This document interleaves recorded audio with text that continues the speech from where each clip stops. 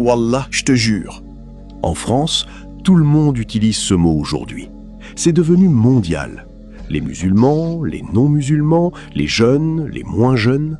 C'est devenu une tendance, un délire viral, une punchline dans des chansons. Tout le monde le lâche de manière sarcastique ou machinale, comme si ça ne voulait plus rien dire.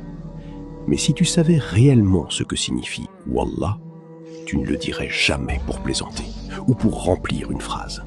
Wallah signifie littéralement « par Allah ». Tu ne dis pas juste « je te promets ». Tu ne dis pas « fais-moi confiance, gros ». Tu invoques le nom de Dieu comme témoin.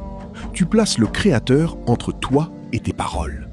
Allah dit dans la sourate Al-Baqarah « Et n'usez pas du nom d'Allah dans vos serments pour vous dispenser de faire le bien, d'être pieux et de réconcilier les gens. » Ce qui signifie « N'utilise pas le nom de Dieu à la légère.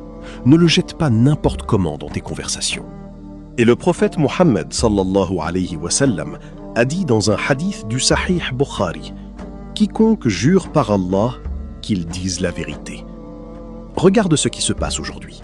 Les gens passent leur temps à dire « Wallah » pour de faux, « Wallah » pour rigoler, « Wallah » dans des débats de football, « Wallah » dans des sons de rap, « Wallah » pour des futilités, alors qu'ils n'en pensent absolument rien. Chaque fois que tu dis « Wallah », tu prêtes un serment sacré. Et rompre ce serment, ou le prononcer pour un mensonge, c'est ce qu'on appelle « Yamin al-Ramous », le serment plongeant. C'est l'un des péchés les plus graves en islam.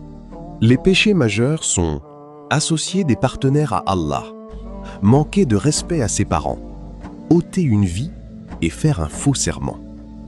Le problème, ce n'est pas juste qu'une tendance qui devient virale ou qu'on en fasse des refrains. Le vrai problème, c'est que même les musulmans l'entendent tellement partout, de la bouche de tout le monde, qu'ils finissent par l'assimiler à de l'argot de rue. Mais wallah, ce n'est pas du jargon. Ça ne l'a jamais été. Chaque fois qu'un musulman le prononce par habitude, sans le penser, il joue avec le feu et prend un risque immense. Dis Wallah uniquement quand tu le penses au plus profond de toi, quand tu es prêt à te tenir devant Dieu et à dire « Tu es mon témoin de ce que j'avance ». Si tu n'es pas capable de faire ça, efface ce mot de ton vocabulaire. Partage ce message avant que quelqu'un de ton entourage ne continue à transformer le nom d'Allah en simple tic de langage.